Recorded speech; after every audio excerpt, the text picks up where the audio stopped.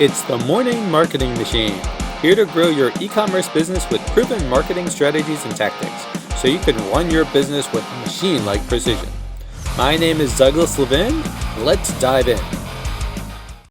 Welcome to the Morning Marketing Machine, and I have a very special guest today. I bug him all the time on Saturdays. This time he's actually nice enough to come here today. So a little bit about Carlos Alvarez. He has more than 20 years of combined experience as a successful Amazon retailer and as a consultant and marketing expert for online sellers. Since the early 2000s, he's built, invested, and sold several brands in many categories that are too many to list. He's selling products. He also teaches others how to achieve success online. He empowers online sellers through his consulting agency, Bluebird Marketing Solutions, founder of Wizards of Amazon, the largest and most active seller meetup group in the world. There's 5 billion other things I could say about Carlos, but so welcome to the show, Carlos. What's up, man? So Finally, we did this. yeah, it took forever, right? So for those who don't know, I'm basically bugging Carlos every Saturday in his meetup group, Wizards of Amazon.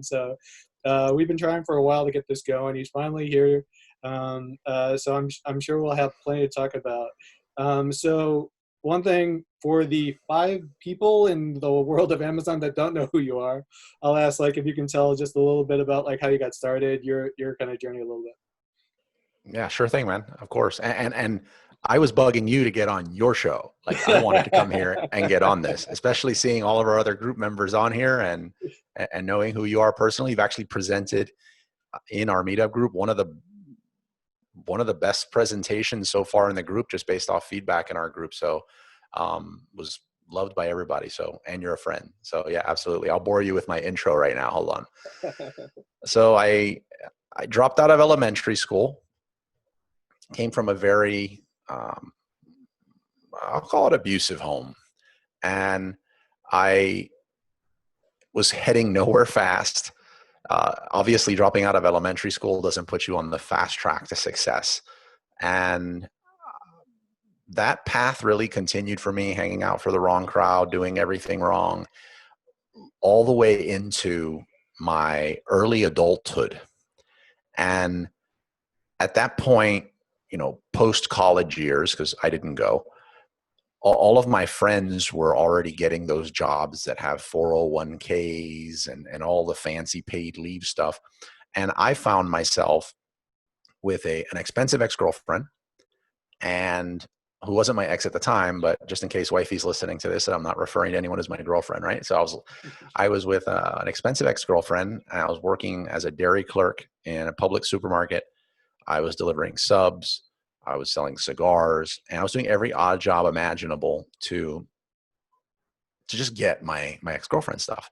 And in that vein, because I could never work enough, I stumble across eBay. And with eBay, I don't remember what I first sold, but I listed it. It sold, which is a much harder thing to do now on eBay, as much as I love it. But I listed it, it sold. And I was just completely hooked on the process, the positive review, the connection with somebody that I didn't actually know that was speaking good of me. And I just went all in. I started getting everything I possibly could. A lot of things that I probably shouldn't have sold, like my ex's stuff and friends' stuff. And I just listed it and it sold. I would brag about this to everyone. I learned now. I didn't think I was telling anyone, but apparently everyone said that I was just bragging. So I was bragging to everyone about this eBay thing. And they would come to me with things that they wanted to sell. I wiped out garage sales around me and storage auctions. And I just went all in, getting everything I possibly could for eBay to sell. And I got to a point where I discovered Alibaba. I think this is over 15 years ago. And Alibaba looked completely different than what it looked like now. And I wasn't telling anybody of this secret that there's a place where I could find things for pennies on the dollar and sell them for these high prices. So one of the items I found from an adult novelties factory called Pleasure Chest, and my sales rep named Elvis, true story, and exists to this day, by the way. Anybody that's in the adult novelty space or wants to be, this is the way to go. I can't make this stuff up. Elvis from Pleasure Chest.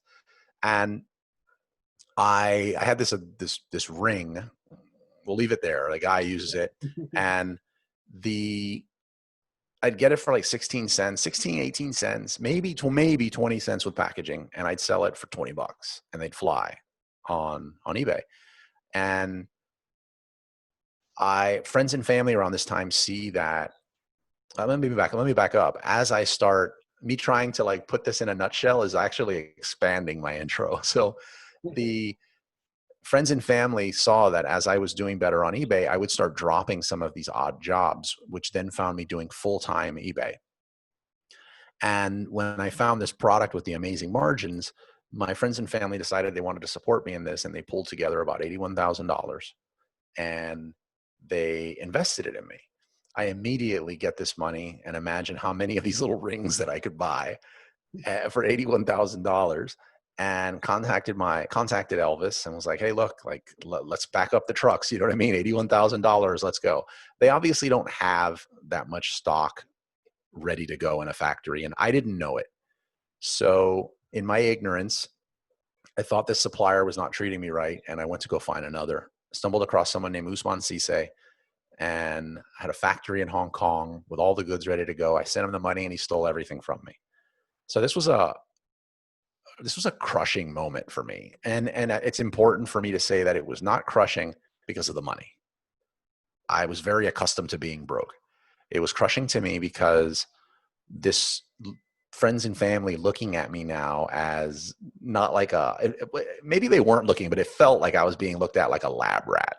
And at any second I was going to spit fire, and being called an entrepreneur, hearing these terms for the first time, it really validated things for me. I was like, oh, when somebody asks me what I do, it doesn't have to be a 10-minute explanation of a whole bunch of random things. It's just entrepreneur.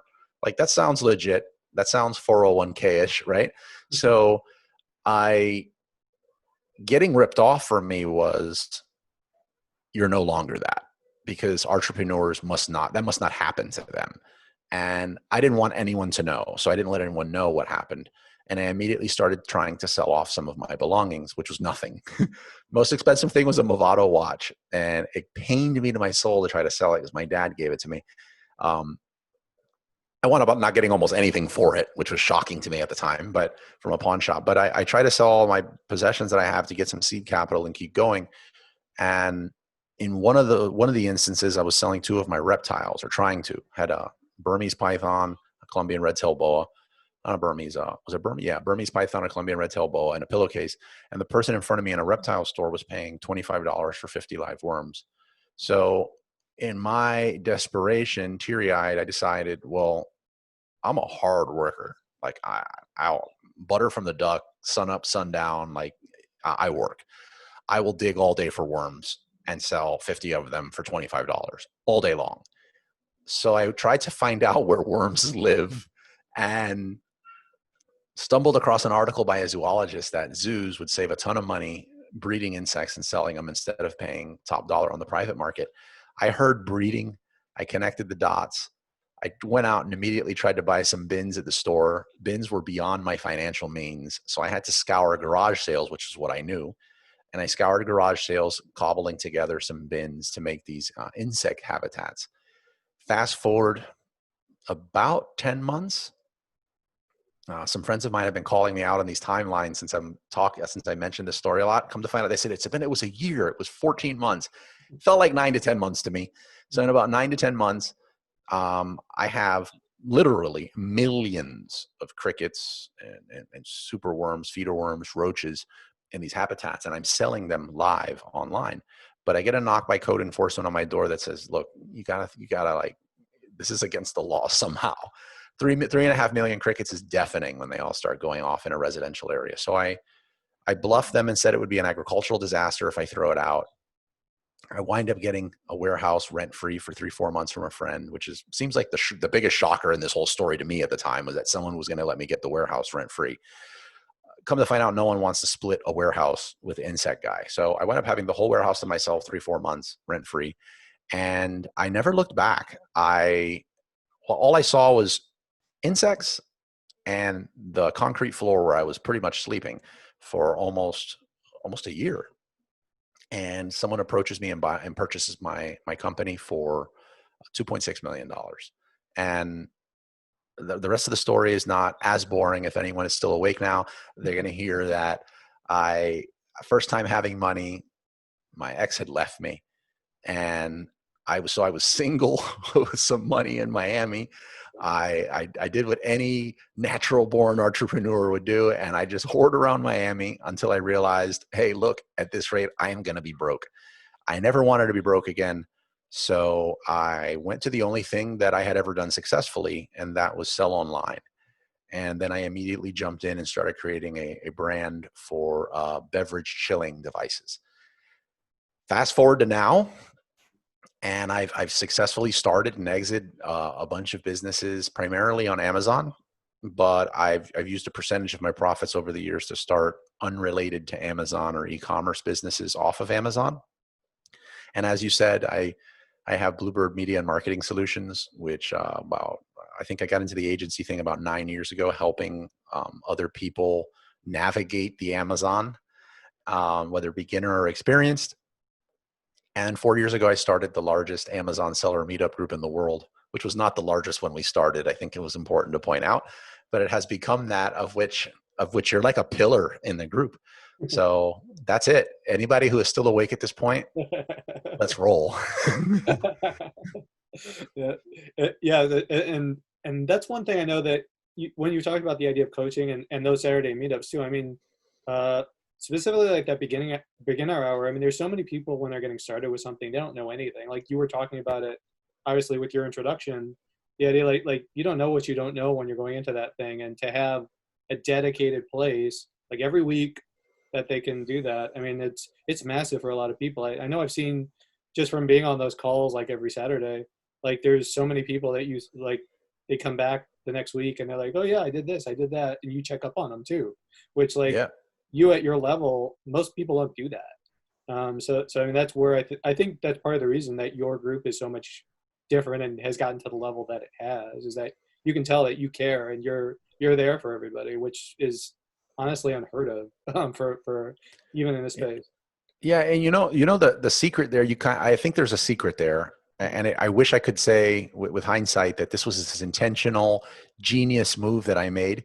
The meetup groups, specifically the beginner hour, I feel is responsible for just an explosion of success on my part as a human being, as a seller, and experience knowledgeable Amazon seller. Because when you and I talk, and we're both experienced savvy sellers, we talk about things and we throw terms at each other, and yeah, you understand it, yeah, I understand it. But when somebody challenges you and says, yeah, but why? And then they keep going on there, like my 2.5-year-old son does now. He's kind of getting there now. It just looks at you kind of like, why? And why? And you have to drill down past the buttons which change on updates, and get into, you're doing this because you don't want that to happen. And what used to happen is this, and you just keep going. It reminds me of those, I'm a sci-fi guy in space, and sometimes they'll start and you're like on a planet and it keeps like sucking back and back and back, and then the solar systems and everything start blowing past you, and it's like going through time to the beginning of time. Those questions do that, especially in the beginner hour. Experienced sellers kind of, I think, sometimes don't want to dive into the questions because it's like it'll sort of expose where they're truly at, which is an awesome place. But to them, it's like, no, I have to know everything. Beginner sellers are not encumbered by that. Yeah.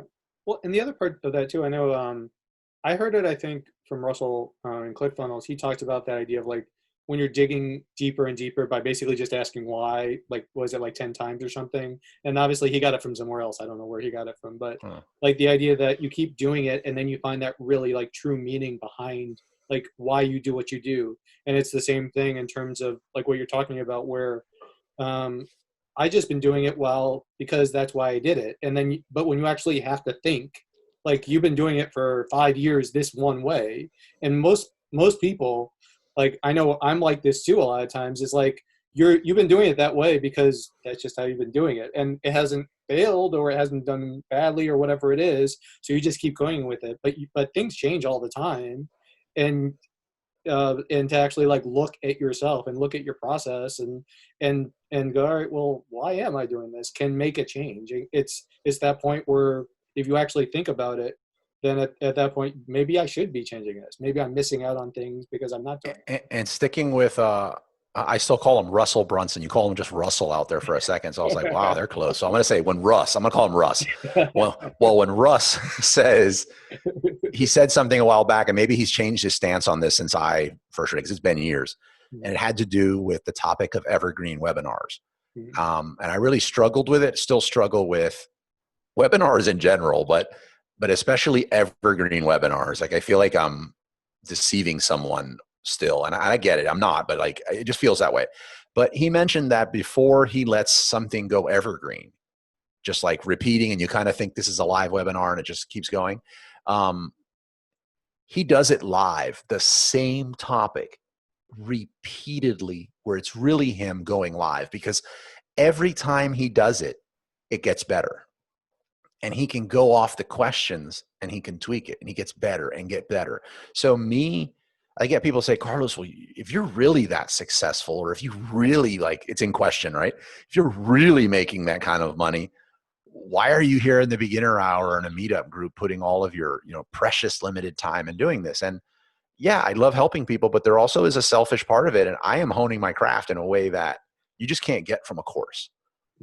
I'm doing that webinar repeatedly, and I'm on number 400 and something. So when someone asks me a question, I'm like, Carlos, this person said something and it was great and they were right, but the way you said it was just like, I got it. It clicked. And it's because, well, I only answered it 4,000 times.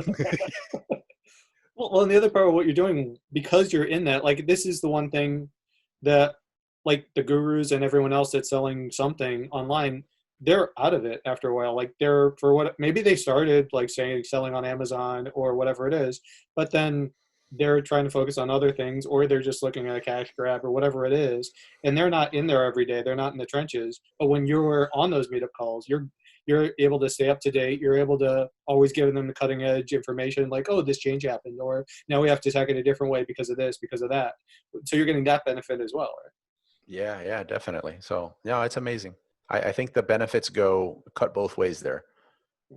So as you were talking about the intro, obviously, like, I wanted to back up a little bit, and you were talking about all of those issues that you had on your way to basically success, right? So this is one thing that a lot of people don't want to talk about, but obviously you Sure. were, and like, I've talked about some of my issues as well. So when you're dealing with, obviously, like, your girlfriend and everything that happens with that, like, I've had the same Yeah. situation with my ex-wife, where, like, I think when we split up, I was like $20,000 in debt at that point. Same kind of thing. Obviously, different situation, but so would you say, like, at that point when you're dealing with that, that was the worst point in your personal and business life? Was there something else? And like, how did you end up like overcoming that? Because obviously it worked out pretty well at the end. Yeah.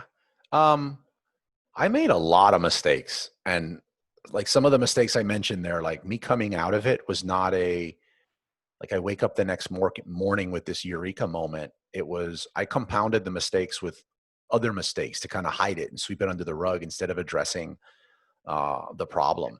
I'm going to say the biggest mistake that I made, that I also, because I've made a ton, but that I've also had the most noticeable turnaround. If somebody said, well, when did it change for you? When was that pivotal thing for you?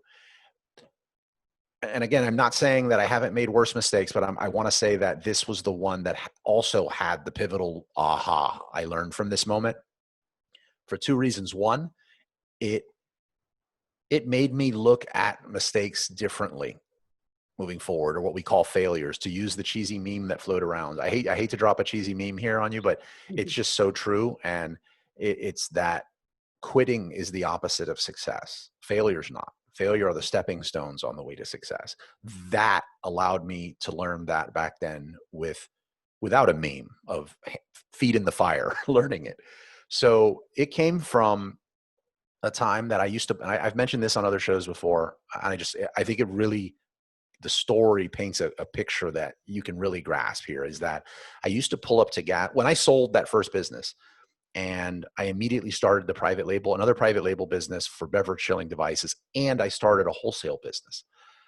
I rapidly, meaning 6 to 8 months, grew that business into a business that was doing about 14, 16 million a year gross sales. And even with the money from the sale that I still had, and this business, I used to pull up to the gas station freaking out as to which card I had that would not decline and allow me to put gas in my car. So to this day, it's challenging for me to explain, how do you have a $16 million, that's what we call it, a $16 million business. The trick here is it wasn't a $16 million business. It was grossing $16 million. But how do you have a $16 million grossing business and some pretty fat revenues from an exit and not be able to put gas in your car? How does that happen? And when I was in it, I didn't know that there was a problem because the disbursements kept coming and everyone kept getting paid. So that failure, when I wind up having to break with a business partner and I wanted to protect my millions here, is it forced me to sit down and create books, because there wasn't any, and get these ready to present to F. Lee Bailey, I imagine, you know what I'm saying? Like the best attorney here, Johnny Cochran, you know what I mean? May he rest in peace. But like this, who I couldn't afford an hour of his time, but I thought I could afford, to have him on staff, and present him with this to protect my millions. And the person I sat down with, come to find out, was like an uncle of my ex. Just a brilliant, brilliant guy, Willie. And what he taught me in that weekend, like helping me figure out my numbers, was he said, he goes, at the end of it, when he looked at it, it was like kind of good news. You don't need a lawyer. You don't have millions, anything like that. And in different words, he said, look, Carlos, you don't even know how to make money. You know how to move money. And I was like, is there a difference? Like, is that, but okay, I move money good, but how much money does that mean I have? And that's where I learned cash flow, the importance of tracking your numbers. And I was like, if I missed something this huge, what else am I missing? And I cannot afford to not learn from my failures. And that's really the only way to succeed. So that was the biggest failure I had that allowed me to do that. And the fallback I had whenever I fell flat on my face was I just went into peanut butter and jelly mode. That's what I called it. And that's cut everything. Mm-hmm. Cut everything. Let's get back to basics. Stay humble here. No ribeye. It's peanut butter and jelly. Yeah, and that's something, honestly, like I know a lot of people even now, like if they've been in business for 5 or 10 years, they're like struggling to get by. It's that whole thing of like, what's really your profit? Like nobody ever wants to talk about that part of it, right? Yeah. Like everyone's talking about 30, 40% and all this other stuff. And I know mine's not the highest, but we did over 9%, mm-hmm. like in profit. So, I mean, the volume was there, the numbers were good. 9% is a good number for me, but yeah, no one really talks about that. Everyone's so concerned about the gross number. The last few years have been this in the Amazon space. It's been you're a 7-figure seller, you're an 8-figure seller, you're a 9-figure, because apparently if you're less than 7 figures, I guess you just don't exist, which is so not true. Right. And they probably have bigger profit margins than the person that has the 7, 8, and the 9, but it's just crazy. So one thing I wanted to ask you about as well, because obviously, like you were able to deal with the situation. Like, honestly, I think like with some of the struggles I've had in terms of mindset that a lot of people have, if you're in that situation and like you were able to bounce back, you were able to keep pushing forward. But a lot of people in that situation would have been like, all right, yeah, it's just not for me, and you curl up into a ball or anything like that. Like, but you were able to keep going. So like that kind of get like so what helped you to actually get over something in terms of like, because like a lot of people, if they're say in a funk or whatever it is, like they just can't make any progress. Like when you're in this situation like you were, like what helps you get out of that? What helps you move forward? Ultimately, I mean, I don't want to say know your why, but that definitely helps. Everyone says, well, get up and just move forward 1 foot before the other. And I'm like, Well, you've truly never hit rock bottom if you said that, because you don't understand that you're punch drunk and you don't know what forward is. Like, you've totally lost sense of direction. Just get up. What happens if you're so disoriented you don't know what up is? So, and I've been there, so I know this exists. For me, ultimately, it has been that the alternative, which is let's just stop. I tried it. We can't go any further. My gut won't take it. My nerves, I'm one more nervous breakdown away from that's it. Like, the alternative, what the other side of quitting looked like for me has always been so much scarier than continuing where I was currently at. Just even in this insane scenarios of, this is obviously before I have my kids, but in my scenarios then I was like, well, what could happen here? I get evicted. And I was like, well, what are homeless shelters like? I mean, I was that out there, and I was like, well, that means that there's an option here. And that's an option for me while I grow my business and I hone my craft and I continue doing what I believe in. The bridge was an option. I mean, everything was an option for me, because everything else, that was so much less scarier to me than quitting. Yeah. So ultimately, that's what kept me going. And it's something I know, like us as business owners, when we're doing something, there's always that I don't know if it would be like fright, like fearfulness or whatever it is, but you're always wondering, like, what's the worst case scenario, and then you're looking at it like, oh no, I can't do this, I can't do that, or anything like that, when the negative thoughts get into your head. But at the end of the day, if you look at it, okay, what is the worst thing that can happen, right? Like, you're still Right. probably going to be alive. You're still probably going to have a house over your head. It at the end of the day, okay, fine, you lost some money, but is Yeah, it really I found that worth there's some advantages on the way down, it? because you become unencumbered by certain things. You're no longer, you're almost like not responsible for certain things. And it just opened up my options and the creativity I could apply towards it. I'm not saying it's a fun spot to be in either, Right. but that's what on the way down was like, well, here are my options. I could just quit and, Home Depot's hiring. Um, or I could risk potential homeless shelter, or I could risk cutting out a meal. Like, that's what we're talking about at the end of the day. And I'm like, I'm there, totally there. As long as $5 footlongs exist, like, we got this. Like, I could afford to lose some weight anyway. Let's roll. So Awesome. And obviously, like, I want to be respectful of your time here. I want to keep talking to you forever, but just a couple of quick questions here, since I know we gotta keep it a little bit shorter here. it's So fine. so one thing I wanted to ask you as well was, like I know from the Saturday meetups that, like, your work level is insane. Like, you get so much done every day, but like how do you get the most out of that day? Like, what does that day look like? What are you doing to really make progress? Um, I want to say, I want to qualify this with saying that I'm not 100% sure that my work ethic is the healthiest. Mhm. I, I, I, I go for 4 hours of sleep instead of the prescribed 8. I don't advise that. Like, every bit of everything says that that's bad. It's just been what's worked for me. Um, if I don't plan it, it does not exist. It just doesn't. If it's not on my calendar, it does not exist. I've just, that's what something else that's worked for me to get a bunch done. And I also plan on my calendar what's important. I plan thinking time. I, I plan all of my tasks with the Pomodoro technique in mind, which is something that just works for me. So I'll have a technique, I'll have something that I need to do, and I realize, well, this is 6 sprints. And as far as getting a ton done, that's my responsibility. That's what I do. The main thing, though, that's allowed me to, and continues to allow me to do the load that I do, is I have a rock star team.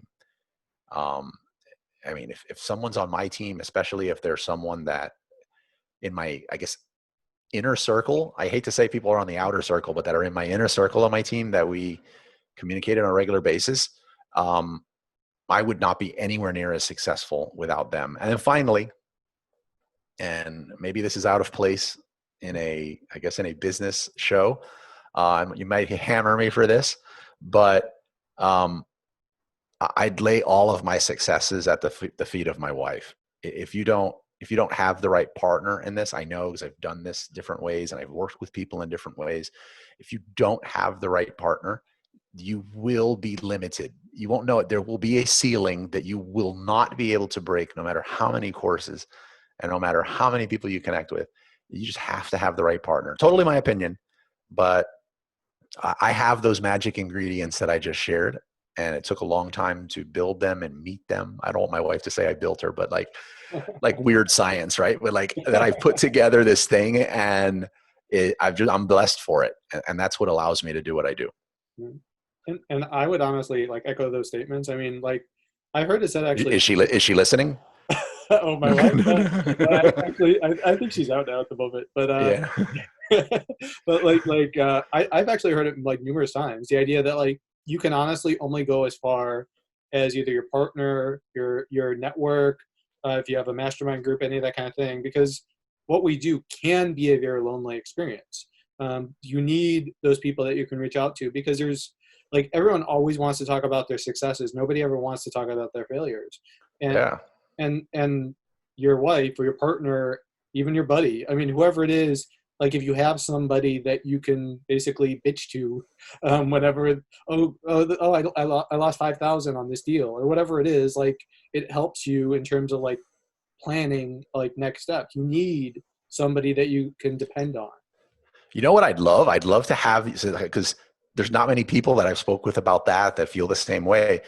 I'd love to have you as a guest on my podcast. I've never done a show like that. No, I think it's good. You know, some people might give us a hard time, but the ones that have cracked the code and know that, I think can gain a great deal from it. And that's the importance of your partner in the success of your business. Like, you'd be open to that? Oh yeah. And we got it recorded. So yeah. And think of the points we'd get when the wives hear it, right? I mean, let's not ignore this. we could even set up a podcast where just they're on it and they're talking to each other. Yes. And we control the mute button. Yeah, but if we do mute them, then we're gonna never hear the end of it after it's over. So especially if she jumps out there and refers to you as like Dougie or something, and then we'll be like, oh. We'll never hear the end of it. Right? So I would love talking to you forever, but I want to make sure that I respect your time. So I wanted to thank you so much for coming on. I'm sure with the recording, I'm going to probably say I'm going to bug you to come on again in the future here. Absolutely. But so thank you for coming on, telling your stories, your expert insight. So how can our listeners find out more about what you do? The easiest way would be anywhere on social media at Wizards of Amazon. Is a quick way. If you're listening to this, I'm sure there's a lot of people that listen to this that are not Amazon sellers. I'd love to talk about, I don't know, life, strategy, business, anything really. The next best way to get a hold of me would actually send me a text. My number I put out on these show, almost no one takes advantage of it, but the few that do, you know who you are, and we've developed great relationships. And my number is 305-902-1283. If you call, I probably won't pick up because I don't know who it is, but if you text me, we can get something rolling. Awesome. And we'll definitely have that information along with some other stuff in the show notes and links for everybody. So thank you again, Carlos. And thank you to everyone for taking a listen. And talk to you guys next time on the Morning Marketing Machine. All right. See you guys. Rock, man.